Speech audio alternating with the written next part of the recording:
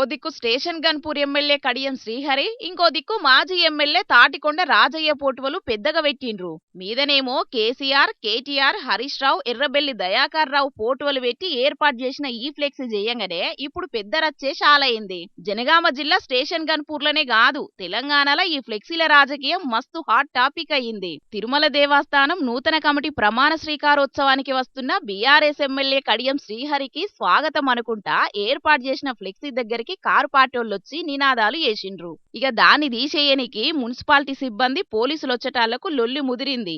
లోక్సభ ఎన్నికలకు ముందుగాల నేను కాంగ్రెస్ పార్టీలో ఏరుతున్నానని స్వయంగా చెప్పిన కడియం శ్రీహరి సారు నిన్న స్పీకర్ గడ్డం ప్రసాద్ కుమార్ సారుకు నేను కారు పార్టీ సభ్యత్వం రద్దు చేసుకోలేదు, కాంగ్రెస్ పార్టీ సభ్యత్వం తీసుకోలేదని కాగితం రాసి పంపించటాలకు మా BRS party MLA Kadiyam Srihari అని కారు పార్టీ నాయకులు ఫ్లెక్సీలు ఏర్పాటు చేసి ఇట్లా ర్యాగింగ్ చేస్తున్నారు. మా కార్యకర్తల కష్టంతో గెలిచి ఇప్పుడు గిసొంటి మాటలు మాట్లాడుడేందని కోపానికి వస్తున్నారు కారు పార్టీ కార్యకర్తలు.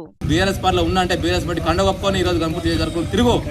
మొన్ననేమో స్పీకర్ గారికి నేను బీఆర్ఎస్ పార్టీలోనే ఉన్నా అని చెప్పేసి నిస్సిగ్గుగా చెప్పుకుంటాను. నీ సిగ్గుచాటు, నీ ఏజ్కి, నీ రాజకీయ అనుభవానికి, నీ రాజకీయ లబ్ధి కోసం, నీ బిడ్డ భవిష్యత్తు కోసం ఈరోజు నువ్వు ప్రజలలో ఎంత నీచానికి దిగజారుతున్నావు అని చెప్పేసి నువ్వు ఆలోచన చేసుకో అని చెప్పేసి చెప్తా ఉన్నావు. ఇద్దరు కదా, అది పరిస్థితి. కారు పార్టీలనే ఉంటే స్టేషన్ గన్పూర్లా గులాబీ కండు వేసుకొని తిరగాలి, లేకుంటే నేను పార్టీల లేనని గెలిపించిన ప్రజలకు చెప్పాలి. అంతేగాని దొంగసాటున ఏదో కాగితాలు రాసిస్తే కాదని గట్టిగానే గరానికి రావట్టిండ్రు అక్కడి కారు పార్టీ కార్యకర్తలు. స్టేషన్ గన్పూర్లో మొదలైన ఈ ఫ్లెక్సీల పంచాది రేపట్ల కడమ 9 నియోజకవర్గాలకు సుతం పాగుతుందో లేకుంటే ఆడ ఇంకా వేరే తిరగ గిట్ల నిరసనలు ఎత్తరో చూడాలే మరి.